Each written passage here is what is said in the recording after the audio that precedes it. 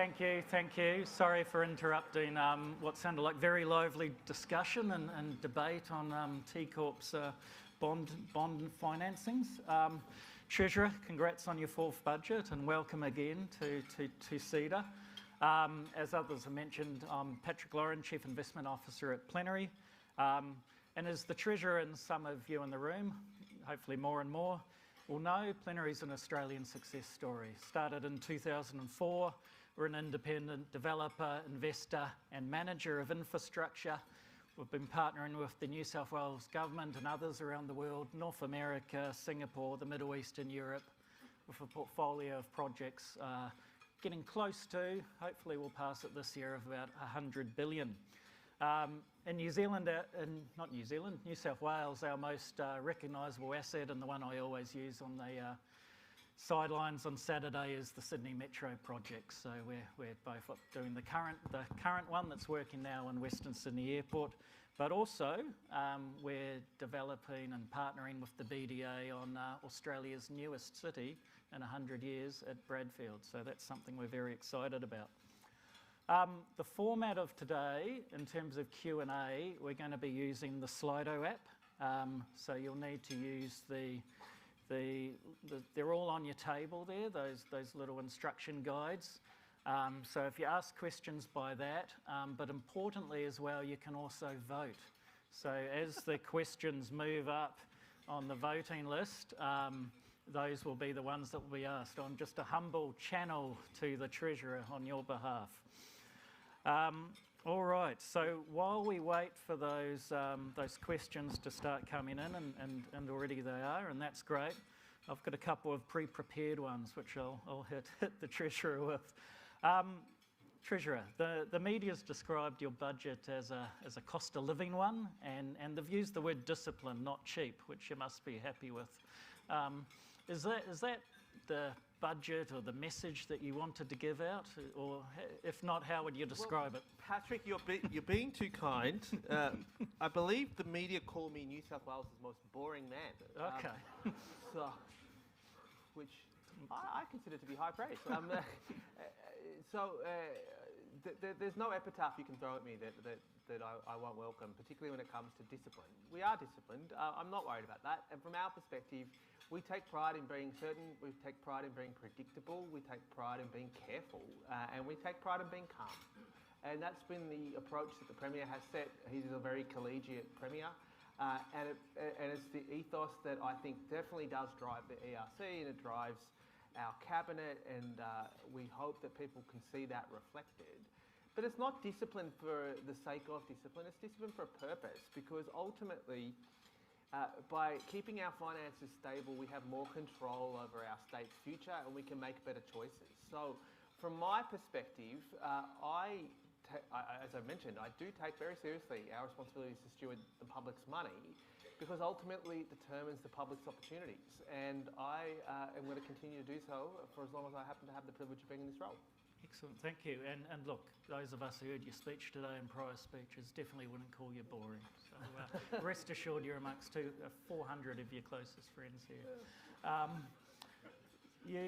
I was really pleased to hear as a private sector participant the words private sector led growth and how you're championing that for the New South Wales economy, and particularly you called out renewable energy and data centres, and I think you sort of said it, it's not just paraphrasing here, not just a feel-good thing, it's an economic strategy as well. So I guess what other sectors would you like to see, the private sector lean into more and lead in terms of driving growth? Well, we would love to see people step up to help us build more resilience in fuel. We would love to see people step up and help us build back advanced domestic manufacturing. The Finance Minister, apart from leading the ERC on cost control, also has been spearheading a huge set of reforms about rebuilding opportunity here, particularly for people who work in manufacturing. One of the things I'm really pleased that we did yesterday was also set aside $6.5 billion over the next 10 years to electrify our fleet of buses. Tribute to Josh and the Transport Department for pushing that relentlessly for the last few years. seeing that the opportunity to abate our emissions through our own fleet isn't just an environmental cause, but is an economic opportunity. And we are determined to do more about how we can get a dual return from that type of procurement, that is help us deliver better services, but help us create more opportunities and more jobs for the people of New South Wales here in New South Wales. Great, excellent. And on jobs, there's a question here, and you've called out the public service members here today. It's the most popular question by far, and it's about the future. How do you see AI impacting the New South Wales public service? Well, I still think the best question I got at last year's budget was the budget that I was asked here anonymously. I'm glad that whistleblower protections are so strong here in New South Wales, which was was I going to unfreeze senior executive pay? Still a classic. So what was this year's? AI. Am I using AI to replace public servants? Is that the question? Yeah, basically. Oh, great, yeah. Well, look, the short answer is that in this particular budget, we are funding a few new initiatives. The people, our fine leaders at the Health, have spotted an opportunity to potentially use AI technology to make life easier for clinicians, so they spend more time caring and less time scribing. And we're glad to have funded that trial. That's the 6,000 clinicians will get access to that. Equally, our friends at the Building Commission want to use AI to test it to help us do trade registrations. So they're two additional initiatives. Our planning department was the first to come forward in the first budget and say, give us a bit of money for AI and we can maybe deliver you some faster planning approvals, which is good. Which is my way of saying that we are feeling our way into this quite deliberately for this reason. Firstly, our principles here is we want to use AI to augment what the public service does, not to replace the public service. And so the first areas in which we are looking to use it are the areas where we know we can either do one of two things. Bring new tools in those areas where we know there is skill shortage. Planning is a classic of the genre. We don't have enough planners in New South Wales. So if we can use AI to give planners back their time so they can spend that time getting approvals through rather than tick the box jobs about whether or not something complies or not, we think that's a good use. Our clinicians in the health department are some of the nation's most skilled workers. We want them practicing at their highest level of skill. So if they can use AI to do things like transcribe appointments, what's the harm in that? The other thing I'd say is that we're also conscious that as a public, as a government, our risk appetite for AI is very different to the private sectors, as it must be. When, for example, you are responsible for life and death decisions in the hospital, or if you happen to be in the New South Wales Police Service and you have to use AI as an intelligence tool, it's very different from a business. And so from our perspective, we don't want to put the New South Wales Public Service at the frontier of risk here. We want the New South Wales Public Service to be able to use its creativity to think this through, and we want them to work in partnership with our friends from the trade union movement and to carry essential workers along all the way on this journey. So equally, we think there's an opportunity here to be a model user of AI. We'd like to be a model user of AI, and that does mean getting the balance right between allowing our leaders to experiment with this technology, but also to allow our workers to have a voice in it. Yeah, excellent. Enabling, not replacing. On AI and the private sector-led foray into data centres, there's quite a popular question here. Your view on data centres and the benefits of them, you've talked about, but also do you feel that they outweigh the impacts, you know, energy, water, competition for housing? It depends. And how do you get that balance right? Yeah, it depends. I mean, if you adopted an approach that, say, the US state of Virginia and the US state of Texas has adopted, you will see that you can easily create scarcity for power and scarcity for water. But if you, again, work in partnership with the private sector and with communities, you can develop a framework in which you're able to get the benefits of this AI CapEx boom, and you can also mitigate some of the risks. And so the basic principle that Infrastructure New South Wales is leading for us here, and again, thank you to Tom and the team for this, is to really adopt a real simple principle, which is additionality, which is if you're bringing a data centre to New South Wales, good, but we expect you to contribute to our power and our water. And we want to work with you to make sure that you're going into parts of the state in which we've already built the power and we've built the water. And we think that we can get the balance right here. And we think we should try, because I don't think that it's wise for Australia and New South Wales to be left out of this. The other thing I'd say is that we have a habit here of underselling and our love of new technology as a nation. And we have a unique value proposition in this region in which we are a Five Eyes partner with the United States and with New Zealand and with all the other Five-Eyed nations.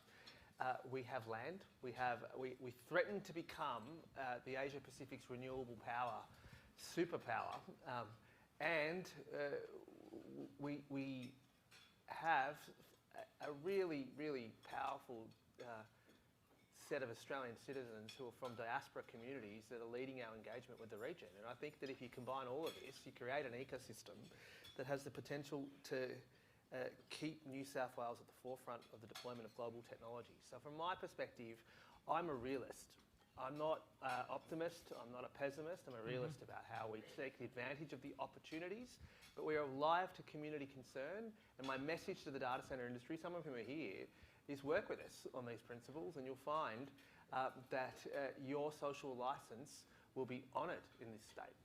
Great, excellent. Next very popular question, that might be a little bit of a tricky one.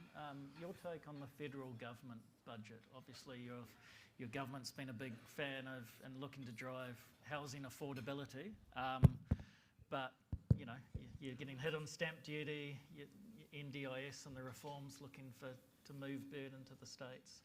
How many votes did that have? Oh, 17. Okay. Let me just ask, was the AFR I don't think one we've of got them? any common ones. Look, my view on the... are you asking me any specific aspect of the federal budget here, Patrick? Yeah, well, it's a very open question. What's your take? Are you supportive? Look, I am supportive of the fact that the federal government is pursuing spending reform. I do think that that's a good thing, and I think that Treasurer Chalmers is dead right to be focusing on how we build a more productive economy, how governments are very responsible about how they spend public's money. I think he's also quite right in arguing strongly that the systems that we had were not delivering us productivity growth, and the systems that we had were not delivering us the same rise in living standards that the Australian people expect. And I think that Treasurer Chalmers is right to be pursuing reform. And when it comes to the specifics of tax reform, for example, Patrick, my view is pretty straightforward, which is hash out, have at it as to what you think the new tax system should be, but no one should pretend that the tax system we have is good. It's a tax system that was built for an economy that existed 25 years ago. And it's a tax system that fundamentally is not kept up with the complexity of the Australian economy. And to make this really simple, right? 25 years ago, the biggest challenger in the Australian corporate scene was generally considered to be Fortescue, who was building railway lines in the Pilbara to compete with what they alleged was a duopoly. That's a very capital-intensive enterprise, which required a tax system to allow the deployment of mass levels of capital. But compare that with a story about how a business like Canva or Atlassian builds. They don't build with a view that they build first dominate a domestic market, then go offshore. They build being global from day one, and they build on using fundamentally labour and using the skills and ingenuity of Australian workers to do this, which is a very capital light way of growing a global business of that size. And my basic point is that the tax system needs to work for both. It needs to work for those who are going to be deploying capital in a mine, at a factory to help us build advanced manufacturing. But it's also going to be there for us who are building global businesses and also those who are building neighbourhood businesses as well. So my view has been really straightforward on this, which is I will support anything that helps New South Wales build more businesses, helps us create more jobs, helps us pay workers more, helps real wages grow, and helps us make sure that New South Wales workers can keep more of their wages by having a system that allows for lower taxes. Excellent. Staying with the theme of the Commonwealth, thoughts on a high-speed train for New South Wales? Is this from you guys? No. Well, I don't have 21 people here. So. Not yet. Look, my view is that if the federal government is the only government that has the balance sheet firepower to pull off a project like that, and if they want to build a high-speed rail here in New South Wales, good. From our perspective, our priorities is to make sure that we can continue to build our 25 metro stations, the new tunnel under the harbour, that we don't forget that. The heavy rail system is the grand dam of public transport, and we have to honour it and respect it because it moves so many different people, that we are building new buses, that we're delivering new services, particularly for communities that have missed out, and we're building new hospitals, we're building new schools for communities that need them too. Excellent. This is one from me, I think. The infrastructure, I know you're doing a very big program already, and that's great for the state. But there's no new announcements, but there are sort of some green shoots in terms of some business cases for things, I think, like an Nowra bypass, the future fleet, Sydney Metro extensions. Anything you want to say about those? Anything you're thinking of announcing pre-election? Well, I mean, thank you for the opportunity to spill all my secrets to you, Patrick. So there is. In front of my 400 friends. But firstly, slightly wrong. We did just announce a massive fleet electrification yesterday in electric buses. So I disagree with you when you said there's nothing new there. And secondly, when it comes to our infrastructure program, we're always going to be upfront and ambitious about what we can build. We're also going to be honest about what it costs to build it. And look, again, there's less to this than you would think, in the sense that we know that we have only 450,000 construction workers in this state, that we need them to build us all the infrastructure I just told you, but also a new power system to fix a lot of our water system, and we need to solve a housing crisis. So we're not going to be anything other than candid about the fact that we have to be careful about how we introduce new demand in infrastructure markets, particularly when construction prices are heating up. But we're also going to be pretty upfront that this government doesn't want to sell public assets to build it, because we think that's ultimately self-defeating. Now, as I showed you, we are borrowing less to build and keeping the same level of building up. And that is not an accident, that is a choice. And that is a choice to run good, healthy cash operating surpluses, which is a key fiscal rule that we follow. And that is why we are able to keep debt stable as a percentage of our GSP and build the world-class infrastructure that the people of New South Wales rightly deserve in their neighbourhoods. Excellent. Another question, and moving away from infra to other areas. Any plans to adjust the fair wages policy to reflect cost of living pressures? So hello, Thomas Costa from Unions New South Wales, are you here? Look, we are really pleased that we have shown people that you can deliver essential workers vital pay rises during a cost of living crisis without capping wages or destroying the budget. This false choice that somehow paying essential workers more must result in bad budgets for taxpayers isn't true. And as we've often said, we bargain in good faith.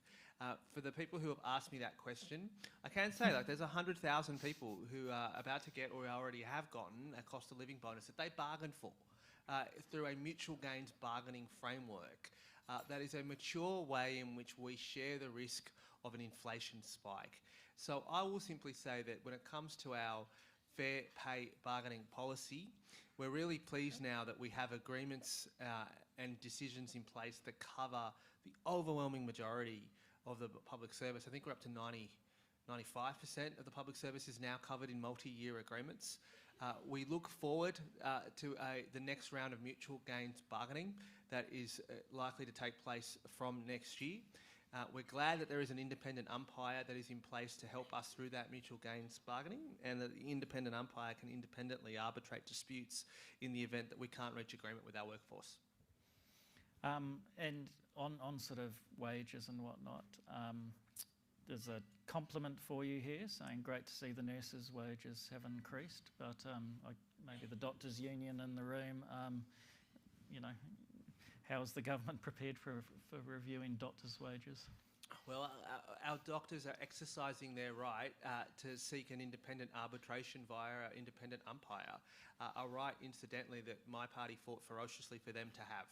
And so from our perspective, we're going to allow the IRC to do its work independently and reach a decision there, and which I feel as though is the most appropriate way in which we can deliver better wages for doctors at a price that taxpayers can afford, which is something that particularly right now, because so many of our doctors and junior doctors have come out of an era of 12 years of a wage cap, it's unsurprising that, of course, doctors are going to want to have their skills assessed by an independent umpire, and we respect their right to do so. And staying with health, there's a question here. Does New South Wales Government have any plans on closing the gender health gap and you know, unlock the projected 24 billion in GDP? Yeah, this is a really good question, and the short answer is we do. The longer answer is that we're always open to more ideas about what more we can do, and we're going to have more to say about this. This is one area we're definitely going to have more to say as we seek a mandate for another 4 years in office.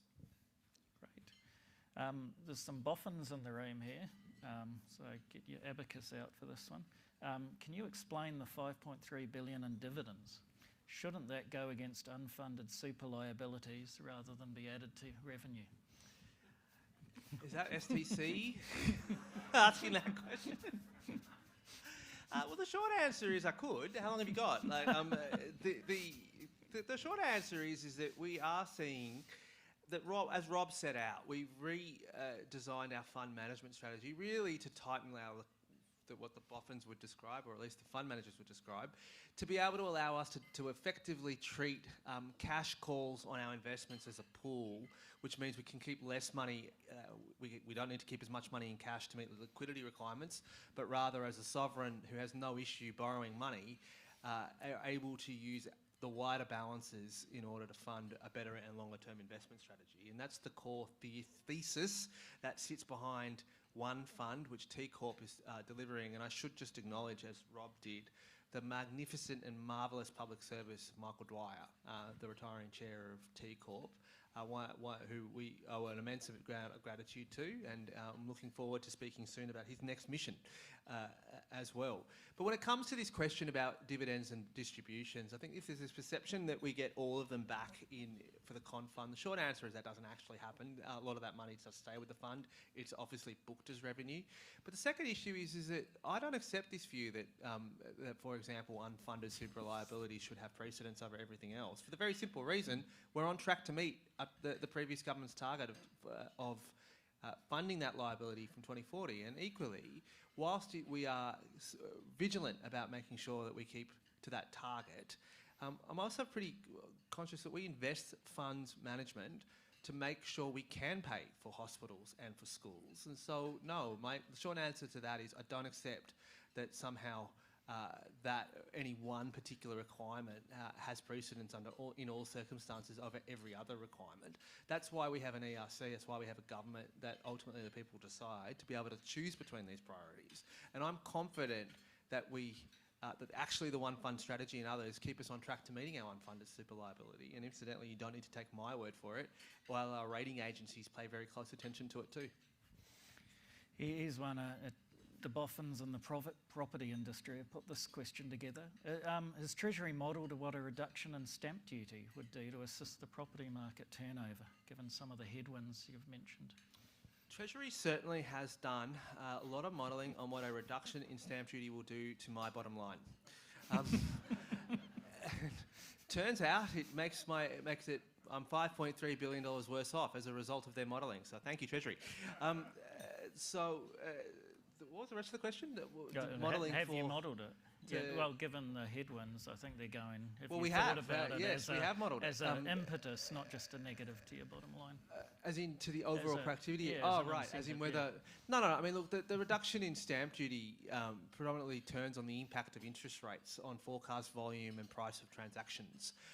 The short answer is that Treasury modelling was done. It's reflected in the budget.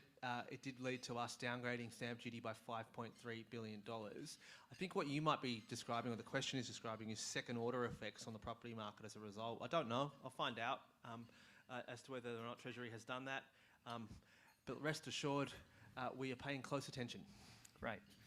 How is the Investment Delivery Authority working in practice? Are you getting through the approvals fast enough? Well, I've got to say, the Investment Delivery Authority, which is led by Investment New South Wales and the Premier's Department, I think is having a really good impact on the investment in climate in New South Wales. I randomly had someone come up to me recently and go that the ability to work with one specialist body that's able to coordinate everybody else has been a game changer in terms of their level of interest of increasing investment in New South Wales. So from my perspective, it is sending a very good signal about how this government wants to approach investment interest in New South Wales. And the second part is the short answer is yes, it definitely is making it a lot faster for these economically transformative investments to go from conception to construction. And I it's been operating now for just over less than a year, and people will see that in some of its earliest decisions as well. And we did announce that we've opened up the IDA to those who wish to help us build more onshore capacity with fuel. And we're going to have more to say about how different sectors can get access to the IDA as a vital signal about why this government does want to welcome private sector investment in New South Wales. Okay, two last quick questions. Second last, how can our world-leading universities support government's AI and quantum priorities? Well, our world-leading universities have done so much to make Australia a world powerhouse in quantum technology. We have two companies from New South Wales, seeded by the University of New South Wales and Sydney University, I believe, that now have passed DARPA assessment through SQC and Dirac, and great work. We're pretty ambitious about the fact that our 8 universities are an immense economic asset for New South Wales, that they drive so much of our economic activity in this state, and we're looking forward to having more to say about how we want to partner with our universities to back science in New South Wales. Excellent. Okay, last question, and a very popular one on our table in particular. It's about the song of the year, and we know you have a song every year. You've shaken it off to Taylor Swift in the past. Last year, I think you were experiencing anxiety with Doechii. Doechii, sorry. Yep, you know it more than me. What was this year's song? Well, I'm happy to tell you, but with your indulgence, and I don't want to... my office, we did work on what would be each agency's of the public services nomination for Song of the Year for me, which I might share with you. Do we have it queued up, or are you going to sing it? No, I'm not going to sing it. But I say, and please, I hope none of the departments are at all offended by any of this. But I mean, I feel as though the Transport Department's nomination for Song of the Year really was K-Sound. Because apparently, according to them, the last train out of Sydney is almost gone. Our good friends from the Energy Department, particularly when they were bidding for more money for renewable energy zones, their submission was, we're walking on sunshine. The Health Department, my good friends from the Health Department, they rocked up with a banger. Jay-Z, got 99 Problems. And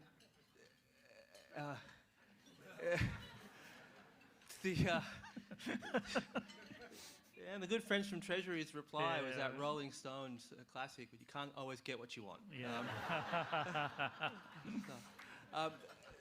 The actual songs, one of them some people might know this.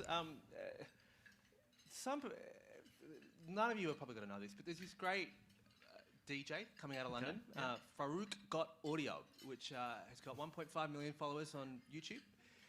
He's a London rapper who's remixing Bollywood classics. He's a Bollywood trap artist from the 1990s. So I don't know if we have any connoisseurs of 1990s Bollywood cinema in the room. We're bound to have some. Hopefully he's on Spotify. He is, and it's great. going off. Yeah. And by the way, like Yeah. with TikTok, all of it, like it's huge. And I feel I should get that in case we get a monoculture coming in Australia anytime soon. But the second one was a throwback to the 80s.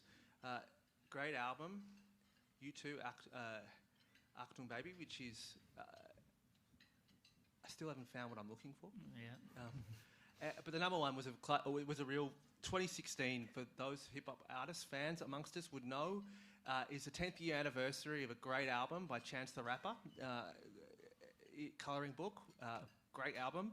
On that is a great rap with Kirk Franklin, who's a gospel rapper, and it's called Finish Line, which is, I thought, appropriate for my fourth budget. Yep, and we've reached it now. Yeah. So thank you very again, much. Treasurer, for answering your questions.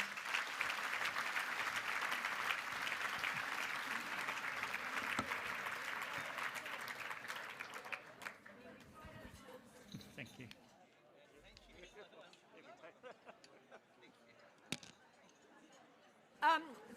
Thank you so much for that. We pride ourselves on making sure that we get people out of this on time, so 2 o'clock we're working to. We were joking at the table that the more often you do something, the better you get at it, and I think that we've just seen a display of that in the fourth budget, and what a wonderful sense of humour it's been delivered with. The fiscal discipline and the low inflation, being a resident of New South Wales, I think that I'm intensely proud of that, and you go, Daniel, you go. But I thought it was very interesting that you chose to open your presentation to us this morning talking about the Bondi Junction terror attack and the domestic violence and how important social cohesion is. And I just have to say, having been on the board of Mirvac for 12 years, having just stepped off in April, seeing that chart around housing approvals, and I know the improvement it has made in getting decisions made quickly. And with children living in Sydney, having affordable housing is incredibly important. So that's a fantastic chart and a fantastic improvement. So thank you for that. I'd like to thank, obviously, the Treasurer, the Honourable Daniel Mookhey, for his presentation to us and being so entertaining, to Patrick Lauren for facilitating the Q&A, and for Rob Kenner for his opening comments. I'd just also like, again, to thank our major sponsors, the Plenary Group and T Corp. And I'd like just to do a little bit of advertising here for CEDA. You can keep in touch with what CEDA's got coming down the pike at ceda.com.au, and you can register for CEDA's upcoming events. You can see them there on the screen. We've got New South Wales Energy Outlook on the 2nd of July, the New South Wales State of the State on the 29th of July, and the AI Leadership Summit coming up on Tuesday, the 27th of October. Given AI and data centres, it's a very hot ticket for that one, I can say.